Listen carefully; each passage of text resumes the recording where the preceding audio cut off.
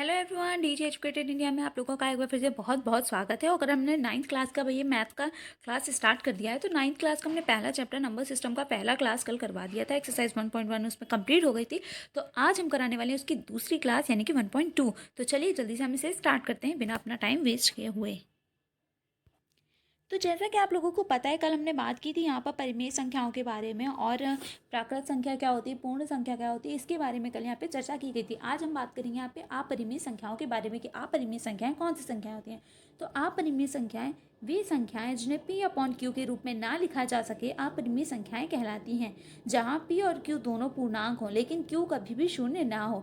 अगर q is equals not is equals to zero, not equal to zero, ठीक है। ये बात हमने कल भी करी थी परिमेय संख्याओं के फॉर्म में कि जब p अपॉन q होता है परिमेय संख्याओं में, तो q की वैल्यू कभी भी ज़ीरो नहीं होनी चाहिए, हालांकि p की वैल्यू ज़ीरो हो सकती है, ठीक है।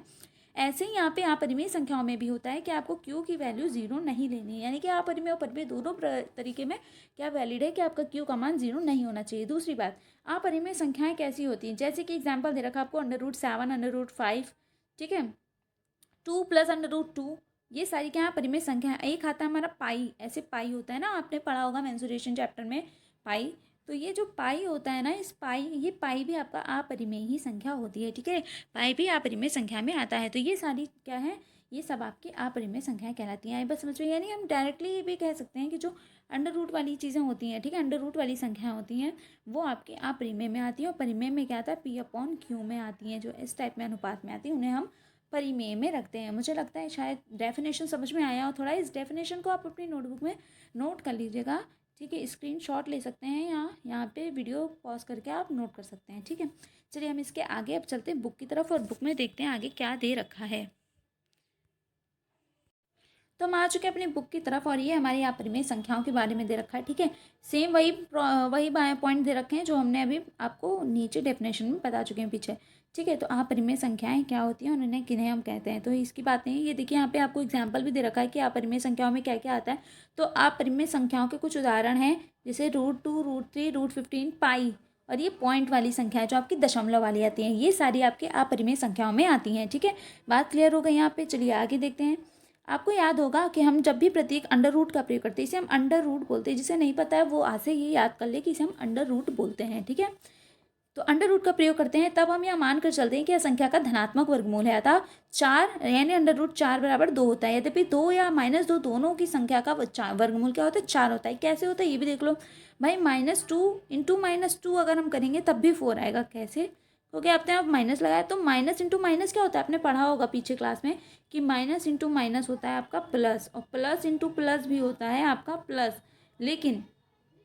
लेकिन जब एक माइनस और एक प्लस को हम मल्टीप्लाई करते हैं तो हमेशा क्या होता है, माइनस ही आता है, ठीक है। तब हमेशा माइनस आता है। ये रूल्स पता होने चाहिए, ये बेसिक रूल्स है। नहीं पता है तो बता दीजिए, और मैंने वैसे बता दिए हैं यहाँ पर, ठीक है।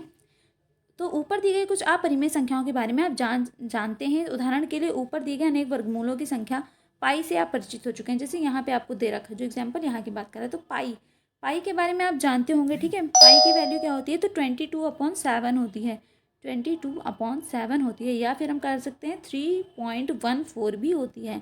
वैसे यही मान आप रखिए एक्यूरेट रहता है, ठीक है। 22/7 पाई का मान 22/7 होता है, याद रखने लायक चीज़। फिर है पाइथागोरस के अनुयायियों ने यह सिद्ध किया है कि √2 एक अपरिमेय संख्या होती है। बाद में 425वीं ईसा पूर्व के आसपास साइरिन के थियोडोरस ने यह दर्शाया, यानी ये भी एक मैथमेटिशियन थे, ठीक है। इन्होंने कहा है कि √3, √5, √6, 7, 10, 11, 12, 13, 14 एंड 15, 17 भी, ये सब क्या है, ये सारी भी अपरिमेय संख्याएं हैं। क्यों कहा है, ये कारण जानना चाहेंगे आप, क्यों कहा है इन संख्याओं का। जैसे 3 के बाद 5 लिया, 4 क्यों नहीं लिया, √4 क्यों नहीं अपरिमेय संख्या, बता सकते हैं आप। क्योंकि इसको हम हल कर सकते हैं, यानी ये किसका होता है, 2 का वर्गमूल होता है। जब हम 4 का निकालते हैं, 4 का निकालते हैं तो क्या होता है, 2 2 ज़ा 4 एंड 2 1 ज़ा 2, ये कटता है ऐसे, तो क्या होता है, ये 2 का एक पेयर बनता है, यानी ये √4 का क्या होता है, वर्गमूल 2 का होता है, ये है ना। यहाँ पे 2 हो जाता है, इसलिए 4 को नहीं लिया गया। लेकिन ये क्या होती है, ये किसी से कटती है, नहीं कटती। इनका कोई नहीं होता ऐसी संख्या कि अपने में गुणा करके ये आ जाए। तो इसलिए ये सारी क्या अपरिमेय संख्याएं हैं। बात समझ में आ गई। √2, √3, √5 आदि की अपरिमेयता जो होती है उसकी उत्पत्तियों की चर्चा कक्षा 10 में की जाएगी, यानी क्लास 10 में आपको इसका डिटेल दिया जाएगा। 9th में आपके लिए सिर्फ इतना ही इनफ है। आगे देखते हैं। ओके 1700 ईस्वी के अंत में ही लैम्बर्ट और लेजेंड्रे ने सिद्ध किया था कि यह एक अपरिमेय संख्या है। अगले अनुच्छेद में हम इस बात की चर्चा करेंगे कि 0.10 एंड एज ऑन एज और इसके आगे की जो कुछ भी संख्या है वो पाई अपरिमेय क्यों है। ये सारी चीज़ें मतलब पॉइंट की इतनी लंबी संख्या और पाई अपरिमेय क्यों है इसके बारे में भी हम आगे चर्चा करेंगे। ठीक है, आइए हम पिछले अनुच्छेद के अंत में उठाए गए प्रश्नों पर पुनः विचार करते हैं। ये जो थैले में भर के चलने वाली कहानी थी ना, जो स्टार्टिंग में हमने की थी, पहले प्लस लिया था, फिर माइनस लिया था, फिर 0 से चले थे, फिर 1/2 वाली ली थी परिमेय वाली। अब अपरिमेय में प्रवेश कर चुके हैं तो हम यहाँ की भी बात कर लेते हैं। तो क्या है, इसके लिए परिमेय संख्याओं वाला थैला ले लिया हमने, जो परिमेय संख्या भरी थी जिसमें यदि हम थैले में सभी अपरिमेय संख्या भी डाल दें तो क्या अब सभी संख्या रेखा पर कोई संख्या बची रह जाएगी। मतलब कि अब हम देखिए, कहने का मतलब क्या है, यह हमारे पास संख्या रेखा कुछ इस तरीके की थी। ठीक है, यहाँ पे पॉजिटिव थी, यहाँ पे 0 थी, यहाँ पे नेगेटिव यानी माइनस वाली संख्याएं थी। अब हमने जो है पॉजिटिव वाली, जैसे 0 से 1 था, 0 से 1 था, तो इसके बीच की अपॉन वाली संख्याएं ले ली थी पहले थैले में। जो परिमेय संख्याएं थी जो थैले में भर चुकी हैं, इनके अलावा अंडर रूट वाली जो संख्याएं बची थी वो भी ले ली। अब कुछ बचा रह गया है क्या इतना रखने के बाद, तो इसका मतलब है आंसर क्या है इसका, नहीं, अब नहीं रह गया है। बस एक संख्या रेखा पर सिर्फ इतनी ही संख्याएं थी जो सारी हमने थैले में भर ली हैं, तो अब कोई भी संख्या शेष बाकी नहीं रह गई है। ठीक है, बात समझ में आई। अतः एक साथ ली गई सभी परिमेय संख्याओं और अपरिमेय संख्याओं के संग्रह से जो प्राप्त होता है उसे हम वास्तविक संख्याओं का नाम देते हैं। ठीक है, यानी कि सारी संख्याओं का जो कलेक्शन यहाँ पर इसके पास है थैले में, इसे हम क्या बोलेंगे, इसे हम वास्तविक संख्याएं बोलेंगे या फिर हम रियल नंबर बोलेंगे। इसीलिए इसमें आर का टैग लगाया, क्यों, क्योंकि इसमें आप देख पा रहे हो ये 58 भी है, 0 भी है, अंडर रूट वाली भी है, बटे वाली भी है, हर प्रकार की संख्या इस थैले में समावेशित है जिसे हम वास्तविक संख्या कहते हैं। आई बात समझ में। चलिए नेक्स्ट पॉइंट क्या दे रखा है कि अतः वास्तविक संख्या या तो परिमेय या अपरिमेय संख्या हो सकती है। अतः यहाँ हम यह कह सकते हैं कि प्रत्येक वास्तविक संख्या को संख्या रेखा के एक अद्वितीय बिंदु के रूप में निरूपित किया जाता है। साथ ही संख्या रेखा का प्रत्येक बिंदु एक अद्वितीय वास्तविक संख्या को निरूपित करता है। यही कारण है कि संख्या रेखा को वास्तविक संख्या रेखा भी कहा जाता है। बात समझ में आई, आगे देखते हैं। ये वैज्ञानिकों के बारे में दिया है, इनका कोई काम नहीं है यहाँ पे देखने का, तो टाइम वेस्ट क्यों करना। आगे देखते हैं। आगे ये आपको एक एग्जाम्पल दे रखा है। एग्जाम्पल देखना बहुत ज़रूरी होता है, क्योंकि जब तक आप एग्जाम्पल नहीं देखते हो आपको क्वेश्चन क्लियर नहीं होता। तो एग्जाम्पल इसीलिए मैं आपको यहाँ पर बता देती हूँ। देखिए, जिसके एक आपको दे रखा है कि संख्या रेखा पर √2 का स्थान निर्धारित करके निरूपित कीजिए। ठीक है, अब आपसे कहा जाएगा कि अंडर√2 दिखाइए, कैसे दिखाएंगे आप, कैसे निकलेगा, तो आपको निकालना है। कैसे निकालेंगे, चलिए ये भी देख लेते हैं कैसे आया अंडर√2। देखिए हल इसका, यह सरलता से देखा जा सकता है कि किस प्रकार यूनानियों ने अंडर√2 का पता लगाया होगा। एक एकक मात्रक की लंबाई की भुजा वाला वर्ग OABC लीजिए। एकक लंबाई की मात्रा का मतलब कि आपको एक वर्ग लेना है जिसमें वर्ग की क्या होता है, सारी भुजाएं बराबर होती है, हमें पता है। ठीक है, एक एक वर्ग वाला लेना, मतलब एक एक एक एक चारों ओर की डायमेंशन हमने ले ली। ठीक, जैसे एक इसकी ये है लंबाई चौड़ाई सब कुछ क्या है, एक एक है। ठीक है, चाहे उसे मीटर में लीजिए चाहे सेंटीमीटर में लीजिए, इट डजेंट मैटर। आपके लिए क्या है, यहाँ पर सारी यूनिट सेम होनी चाहिए, आपको मान एक एक का लेना है। ठीक है, अब एक एक का मान ले लिया। अब क्या है, हमने इसको इस वर्ग को ऐसे 20 से 2 भागों में बांट दिया। ठीक है, ये मैं अलग बना के दिखा दूँ। देखिए ये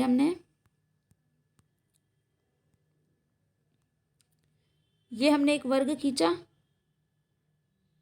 ठीक, ओहो ये तो और है, ये हमने एक वर्ग लिया। ठीक है, अब ये कह रहा है कि हमने इसके 20 से 2 पार्ट कर दिए ऐसे। ठीक, 2 पार्ट कर दिए ये। अब देखो, अब इसमें क्या करना है, हमने इसका दे रखा था ये भी 1 सेंटीमीटर था, ये भी 1 सेंटीमीटर था, ये भी था और ये भी था। ठीक है, अब आपने पिछली क्लास में ट्रायंगल पढ़े थे जिसमें आपने ये पढ़ा था कि लंबाई कर्ण आधार और उसका आपने कर्ण पढ़ा होगा, आधार पढ़ा होगा, लंब पढ़ा होगा, इसके बारे में पढ़ा था। पाइथागोरस प्रमेय, पाइथागोरस प्रमेय में क्या था आपका कि कर्ण स्क्वायर बराबर क्या था, अंडर रूट लंब स्क्वायर प्लस आधार स्क्वायर, ऐसे था। ठीक है, इस टाइप का आपने फॉर्मूला पढ़ा होगा पिछली क्लास में। नहीं पढ़ा हो तो बता दीजिए, मैं बता देती हूँ, फिर भी आप नोट कर लीजिए अगर नहीं पढ़ा है तो। ठीक है, क्या होता है, कर्ण स्क्वायर बराबर अंडर रूट लंब का स्क्वायर प्लस आधार का स्क्वायर। ठीक है, बात समझ में आई। लंब का स्क्वायर प्लस आधार का स्क्वायर, ये होता है आपका कर्ण का स्क्वायर। ठीक है, अंडर रूट में लंब स्क्वायर प्लस आधार स्क्वायर तो ये समझ लीजिएगा, ये इंपॉर्टेंट है, ये पाइथागोरस की प्रमेय है। ठीक है, अब हम पाइथागोरस प्रमेय लागू करेंगे तो क्या होगा, ये आपका ओ है, ये सी है, ये बी है, ये ए है। ठीक है, ये तो क्लियर हो रहा है यहाँ पे, ओ सी बी और ए। ठीक, अब ओ बी कह रहा है, ये ओ बी निकालना है हमको, ये ओ ये बी है ना, तो ये बीच वाली ये लाइन निकालनी है। तो कैसे निकालेंगे, ये क्या हो गया, ये कर्ण हो गया। हमें पता है कि त्रिभुज में क्या लंब होता है, क्या कर्ण होता है, क्या आधार होता है, ये पता होना इंपॉर्टेंट है। कैसे भाई, आधार मतलब क्या होता है, नीचे वाली रेखा को हम आधार कहते हैं, जो बेस होता है। ठीक है, जो सीधी उसके परपेंडिकुलर सीधे ऐसे खड़ी होती है, इसको हम क्या बोलते हैं, इसको हम बोलते हैं आपका लंब। ठीक है, ये रेखा आपकी लंब कहलाती है। जो ज़मीन पे होती है उसको हम आधार बोलते हैं। ठीक है, आधार। और ये जो तिरछी होती है इसको हम बोलते हैं कर्ण। ठीक है, तिरछी वाली रेखा को कर्ण कहते हैं हमेशा। और कर्ण किसी भी त्रिभुज की सबसे लंबी भुजा होती है, ये बात याद रखिएगा। ठीक है, कर्ण किसी भी त्रिभुज की सबसे लंबी भुजा होती है।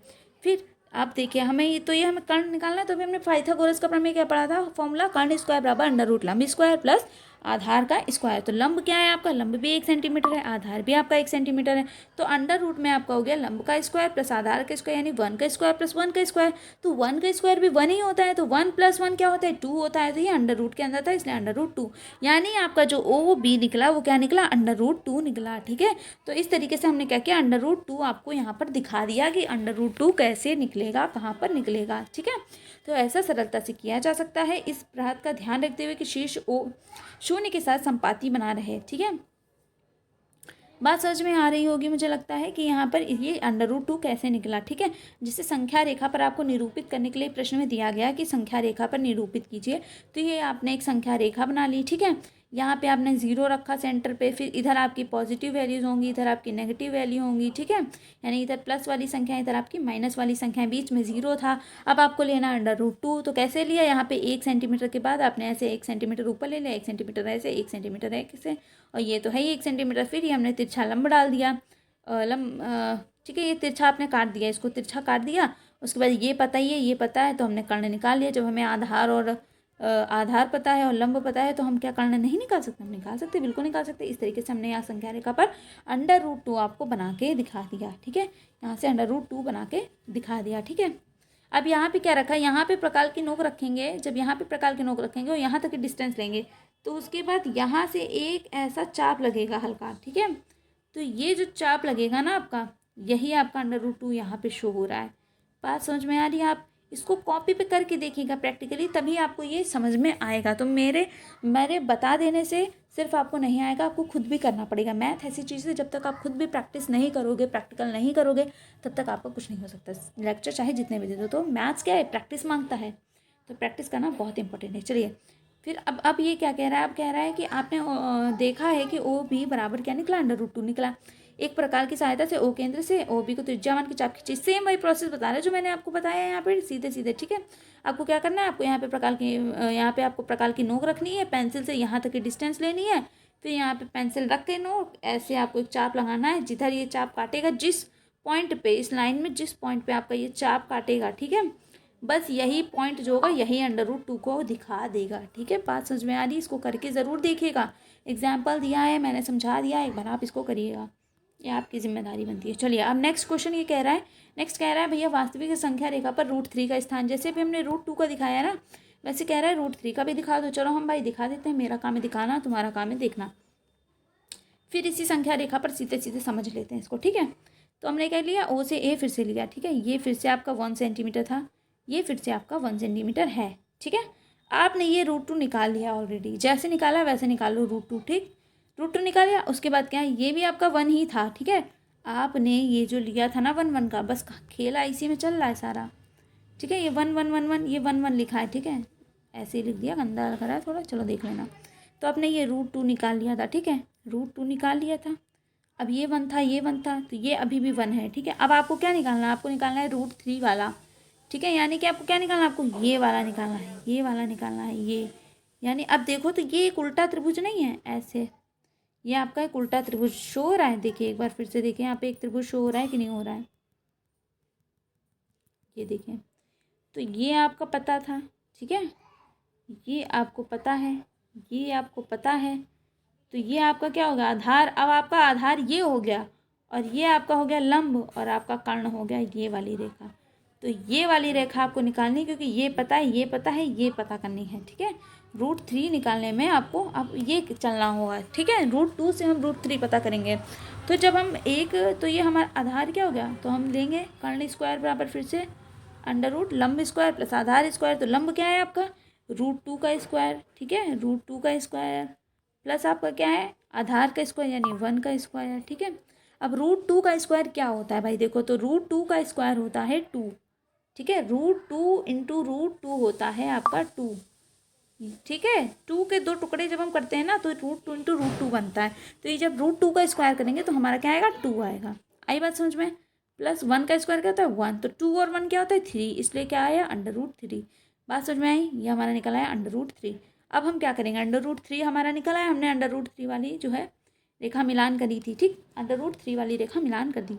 अब हमें क्या करना है, इतना करने के बाद, तो इतना करने के बाद क्या करना है हमको, यहाँ पे वैसे ही सेम प्रकार की नोक रखी, प्रकार की पेंसिल, यहाँ पे पेंसिल रखी, यहाँ पे नोक रखी, ठीक है। और हमने एक चाप काट दिया, एक चाप काट दिया। तो ये जहाँ पे कटा ये क्या है, ये √3 बता रहा है आपका, ये क्या बता रहा है √3 बता रहा है, ठीक है। बात समझ में आई, आ गई होगी आई थिंक। अच्छा देखो, अब ये देखो मेरी बात सुनो, आपका हो गया पिछली बार तो साइड वाली भी 1 सेंटीमीटर ली थी, तो फिर ये √3 कैसे निकला, देखो मेरी बात सुनो, ध्यान से देखना। ये 1 लिया था, ठीक, ये 1 लिया, ठीक, तिरछी बन गई है। एक बार फिर से देखो, ये 1 था, ये 1 था, ठीक, ये 1 हो गया, ये 1 हो गया। √2 निकाली कैसी, ऐसे तिरछी √2, ठीक है। ये √2 तिरछी आई, ये √2 तिरछी आई, ठीक है ना। ये आपका 1, ये आपका 1, ये √2 आपकी तिरछी आ गई, ठीक। अब ये आ गई, अब इसको हम क्या मानेंगे, इसको यहाँ पर हम मानते हैं क्या है, या तो हम इसको आधार मान सकते हैं या हम इसको लंब मान सकते हैं, ठीक है। लेकिन इसको कर्ण नहीं मानेंगे अब, दूसरे के फॉर्म में, जब हमें दूसरा इसी की सहायता से निकालना है तब, ठीक है। तो अगर हम इसको आधार मान लें, ठीक है, इसको हम आधार मानते हैं, तो यहाँ पे हम लंब डालेंगे 90 डिग्री पे जो कि पड़ता है। तो इस रेखा पर रखेंगे चांदा, और यहाँ से जो 90 डिग्री रेखा सीधी जा रही होगी वो 90 डिग्री वाली रेखा हम लेंगे 1 सेंटीमीटर, ये हमने ले ली है। इसीलिए ये जो नेक्स्ट आएगी ये ऐसे लंबी और तिरछी आएगी रेखा, समझ में आई बात। ये रेखा आपकी √3 आएगी, कैसे आएगी वो अभी मैंने आपको बता दिया कि कैसे √3 आया, ठीक है। बात समझ में आई। फिर आप यहाँ पे रखोगे और फिर ये एक चाप मारोगे, और जहाँ चाप गिरेगा वहाँ पे क्या है आपका, जहाँ पे कटेगा कटान बिंदु पे आपका √3 दिख जाएगा, जैसा कि आप देख सकते हैं, ठीक है। ये आपका दिख रहा है, ये आपको दिख रहा होगा √3 कहाँ पे दिख रहा है। तो मुझे लगता है अब ये √3 और √2 दोनों निकाल के आपने देख लिया, अब आपको समझ में आ गया होगा, ठीक है। वही पूरा प्रोसेस यहाँ पे दे रखा है जो मैंने आपको समझाया है, कोई अलग चीज़ नहीं दे रखी है। तो अगर समझ में ना आया तो भाई कमेंट करके पूछ लेना, ठीक है। मैं बता सकती हूँ, लेकिन मुझे बता भी तो चलना चाहिए आपको आया समझ में कि नहीं आया। चलो भाई, अब एक्सरसाइज 1.2 की तरफ चलते हैं। पहला क्या कह रहा है क्वेश्चन, कि नीचे दिए गए कथन सत्य हैं या असत्य हैं, कारण के साथ अपने उत्तर दीजिए। चलिए भाई, इनको हम कारण के साथ उत्तर दे देते हैं। तो पहला ये कह रहा है प्रत्येक अपरिमेय संख्या एक वास्तविक संख्या होती है। क्या प्रत्येक अपरिमेय संख्या एक वास्तविक संख्या होती है? तो इसका आंसर क्या होगा, सत्य। सत्य क्यों, अभी भाई हमने ऊपर पढ़ा था कि क्या पढ़ा था हमने, प्रत्येक वास्तविक संख्या क्या होती है, एक परिमेय और अपरिमेय दोनों प्रकार की संख्या हो सकती है। ये देखिए आप यहाँ पे कि वास्तविक संख्या या तो परिमेय या अपरिमेय संख्या हो सकती है। तो हम यह कह सकते हैं कि प्रत्येक वास्तविक संख्या को संख्या रेखा के द्वारा एक अद्वितीय बिंदु द्वारा निरूपित किया जाता है। साथ ही संख्या रेखा का प्रत्येक बिंदु एक अद्वितीय वास्तविक संख्या को निरूपित करता है, ठीक है। तो यहाँ पे आपको दे रखा था कि वास्तविक संख्या या तो परिमेय या अपरिमेय संख्या हो सकती है। यानी कि नीचे इसने क्या पूछा है, तो नीचे इसने पूछा है कि क्या प्रत्येक अपरिमेय संख्या एक वास्तविक संख्या होती है। तो बिल्कुल प्रत्येक अपरिमेय संख्या एक वास्तविक संख्या होती है, ठीक है। नेक्स्ट चलते हैं, नेक्स्ट पॉइंट क्या कह रहा है। ठीक है बच्चों, तो जैसा मैंने देते हैं, ठीक है बच्चों, तो ये हमने पढ़ लिया ये, ठीक है। अब दूसरा है हमारा, हाँ, प्रत्येक √m के रूप में प्रयोग होता है, तो m एक प्राकृत संख्या है। तो देखो भैया √m के रूप में, और वो m बता रहे प्राकृत संख्या, तो प्राकृत संख्या में क्या होता है, प्राकृत संख्या 1 2 3 4 ऐसे करके जो संख्या होती है वो आपकी प्राकृत संख्या होती है, ठीक है।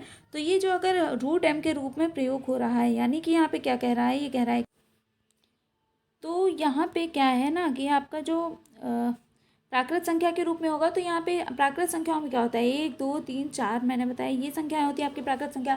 तो √m का क्या है कि √m का प्रत्येक बिंदु √m का रूप है, तो वह m प्राकृत संख्या है। तो भैया ऐसा कुछ भी नहीं होता, ये आपका असत्य हो जाएगा। क्यों, कारण देखो भाई, जो प्राकृत संख्या होती है इनके मध्य में आपकी अनंत संख्याएं आती हैं, ठीक है, जिसमें आपका परिमेय और अपरिमेय संख्याएं आती हैं, तो ये संभव नहीं है, तो ये असत्य है। ये आपका सत्य था पहला वाला, दूसरा वाला आपका असत्य हो गया। तीसरा पॉइंट देखते हैं, प्रत्येक वास्तविक संख्या एक अपरिमेय संख्या होती है। क्या प्रत्येक वास्तविक संख्या एक अपरिमेय संख्या होती है? तो भैया इसका आंसर क्या होगा आपका? इसका आंसर होगा नहीं, ऐसा कुछ भी नहीं होता, ठीक है। ये आपका क्या है? कथन असत्य हो गया। क्या आ गई, ठीक है। जैसे हम लेते हैं √4 मान लो, ठीक है, √4 ये क्या है? ये एक वास्तविक संख्या है, लेकिन क्या ये अपरिमेय संख्या है? नहीं है। क्यों? क्योंकि इसका तो वर्ग होता है 2, तो ये तो खुल जाएगा 2 के फॉर्म में, तो ये अपरिमेय संख्या हुई 2? नहीं, ठीक है, अपरिमेय संख्या 2 नहीं हुई। √2 होती है अपरिमेय संख्या, लेकिन 2 नहीं होता अपरिमेय संख्या, इसलिए क्या होता है? प्रत्येक वास्तविक संख्या अपरिमेय संख्या नहीं होती है, ठीक है। बात समझ में आई? यानी पहला वाला आपका राइट था, दूसरा वाला रॉन्ग और तीसरा वाला भी रॉन्ग। कारण भी समझ में आ गए होंगे, ना समझ में आ तो कमेंट में बता देना, फिर से समझा देंगे। चलो दूसरा है, क्या सभी धनात्मक पूर्णांकों के वर्गमूल अपरिमेय होते हैं? यदि नहीं तो एक ऐसी संख्या के वर्गमूल का उदाहरण दीजिए जो एक परिमेय संख्या है। तो इसका उत्तर क्या होगा? आपका उत्तर नहीं आएगा, ठीक है। क्यों? क्योंकि भाई जितने भी धनात्मक पूर्णांक होते हैं सबके जो है वर्गमूल अपरिमेय होते हैं। नहीं होता है भाई, ऐसा नहीं होता। अभी कह रहे एग्जाम्पल बता दो, नहीं होता है तो चलो एग्जाम्पल बता देते हैं। जैसे कि आप क्या ले सकते हो? जैसे कि आप सिंपल ले सकते हैं, √4 वाला एग्जाम्पल ले सकते हो, सबसे बढ़िया है, ठीक है। √4 क्या है? आपका एक धनात्मक पूर्णांक है, लेकिन इसको हम हल करते हैं तो संख्या क्या आती है? 2, जो कि अपरिमेय नहीं होती है। यानी कि क्या है? प्रत्येक धनात्मक पूर्णांकों के वर्गमूल अपरिमेय होते हैं? नहीं होते हैं। √4 के अलावा आप क्या लिख सकते हैं? 6 का तो नहीं होता है, 7, 8, 9। इसके बाद √9 भी ले सकते हैं आप। √9 का क्या होता है? 3, तो ये भी अपरिमेय संख्या नहीं होती है, ठीक है। ऐसे ही आप क्या ले सकते हैं? आप यहाँ पे ले सकते हैं ऐसे ही आप जैसे कि 49 ले लीजिए, लंबे अंक पे चले जाइए। 49 तो ये किसका होता है? 7 का होता है, तो ये भी नहीं यहाँ पर में होता है। यानी कि कुल मिला के बात क्या है? ये सारे आप एग्जाम्पल लिख सकते हैं एग्जाम में, ये सारे एग्जाम्पल इसी के हैं, ठीक है। √4, √9, √49, √25, ये सारे, ठीक है। तो ये सारे धनात्मक पूर्णांकों के वर्गमूल अपरिमेय होते हैं? नहीं होते भाई, नहीं होते हैं, ठीक है। तो ये नहीं होते हैं, उदाहरण भी मैंने आपको समझा दिए, ठीक है। आप अपने कॉपी में कर सकते हैं। चलिए क्वेश्चन नंबर 3 देखते हैं। क्वेश्चन नंबर 3 क्या कह रहा है? क्वेश्चन नंबर 3 कह रहा है कि दिखाइए कि संख्या रेखा पर √5 को किस प्रकार निरूपित किया जा सकता है। अरे वाह, देखो भाई, √2 कैसे दिखाएंगे? ये दिखा दिया मैंने, √3 भी दिखा दिया है। अब √5 तुम लोग खुद दिखा लो, और मैं कह रही हूँ आप √4 भी दिखा देना मुझे, ठीक है। तो √4 और √5 आपका क्या है? होमवर्क है। आप करके मुझे बताइएगा कि आपका आया या नहीं आया, ठीक है। करके मुझे बताइएगा आंसर, और जो हमारे ग्रुप पे जुड़े हुए हैं बच्चे वो हमें ग्रुप पे करके भेजेंगे फ़ोटो खींच के, ठीक है, कि उन्होंने किया या नहीं किया। तो बाकी लोग अपना कमेंट करके बता देना कि आंसर आ रहा है या नहीं आ रहा है, आप कर पा रहे हो या नहीं कर पा रहे हो। वैसे मैंने √2 और 3 का बता दिया है, वैसे ही √4 और √5 का भी निकलेगा। तो ये आपका क्या हो गया? होमवर्क हो गया, आपका होमवर्क हो गया, और इसे आप करेंगे ज़रूर। अगर आपको पढ़ना है तो आप ये होमवर्क ज़रूर करेंगे, ठीक है। और नहीं आ रहा है तो उसमें कोई शर्म की बात नहीं है यार, कोई सीख के नहीं आया है दुनिया में, सब यहीं आकर सीखते हैं, ठीक है। तो नहीं आता है कोई चीज़ तो खुल के बोलो नहीं आता है, क्योंकि आप यहाँ सीखने के लिए आए हो। आप सीखोगे तभी तो आएगा ना आगे। अगर आज आप चुप रह जाओगे, नहीं आता है, तो फिर आप ज़िंदगी में कभी सीख नहीं पाओगे। इसलिए अपनी गलतियों को, अपनी कमियों को ना एक्सेप्ट करना सीखो। जब एक्सेप्ट करना सीख जाओगे ना, तो तुम क्या होगा ना, खुद और ज़्यादा निखर जाओगे, और ज़्यादा तुम्हारे अंदर कैपेसिटी आ जाएगी चीज़ों को एब्जॉर्व करने की। तो जल्दी से जो है ऐसे ही पढ़ते रहो, बढ़िया बढ़िया, और जल्दी से ट्राई करते रहो। ट्राई करने से ही सब कुछ पॉसिबल होता है, ठीक है। तो आपके एक्सरसाइज 1.2 में बस इतने ही क्वेश्चन थे। ये चौथे में कह रहा है कि कक्षा के लिए क्रियाकलाप दे रखा है आपको, इतना ये ठीक है, आप देख सकते हैं, इसको पढ़ लीजिएगा अपने अकॉर्डिंग। स्क्रीनशॉट ले लीजिए इसको पढ़ के समझिएगा। नहीं समझ में आता तो बता दीजिएगा, समझा देंगे। मुझे अभी ये लग नहीं रहा कुछ खास बताने के लिए आपका। अब नेक्स्ट आपका जो है वो दशमलव प्रसार से रिलेटेड है। तो मेरा मानना ये है कि अभी आप पहले इतना पढ़ लो, फिर इसके बाद हम 1.3 वाले एक यूनिट कल कराएंगे, क्योंकि इसमें आपको क्वेश्चंस मुझे समझाने पड़ेंगे, ठीक है। तो 1.3 के लिए आपको कल बताएंगे, क्योंकि ये थोड़ा सा इससे थोड़ा ऊंचे लेवल का है क्वेश्चंस। जैसे ये आपका दशमलव प्रसार वाले हैं, तो ये दशमलव प्रसार वाला कल बताएंगे। और कल से आप समझ लीजिए आपको ज़्यादा सवाल करने हैं। अभी 3-3, 4-4 सवाल वाले काम खत्म, कल से आपको ज़्यादा सवाल करने हैं। तो चलिए फिर जल्दी से पढ़ते रहो भाई आगे। तो क्या मैं आप लोगों से ये उम्मीद लगा सकती हूँ कि आप लोग मुझे आंसर बताएंगे कमेंट में, और ये आपसे उम्मीद लगा सकती हूँ कि आप क्लास में रेगुलर रहोगे। भाई क्लास में रेगुलर रहना बहुत इंपॉर्टेंट है, ये आपके खुद के लिए है। तो आज जितना बताया मुझे लगता है आज शायद उतना सफिशिएंट होगा आप लोगों के लिए। ठीक है, और चलिए ठीक है, इसी के साथ ख़त्म करते हैं। ठीक है स्टूडेंट्स, तो आप पढ़ते रहिए, इसी के साथ आगे बढ़ते रहिए।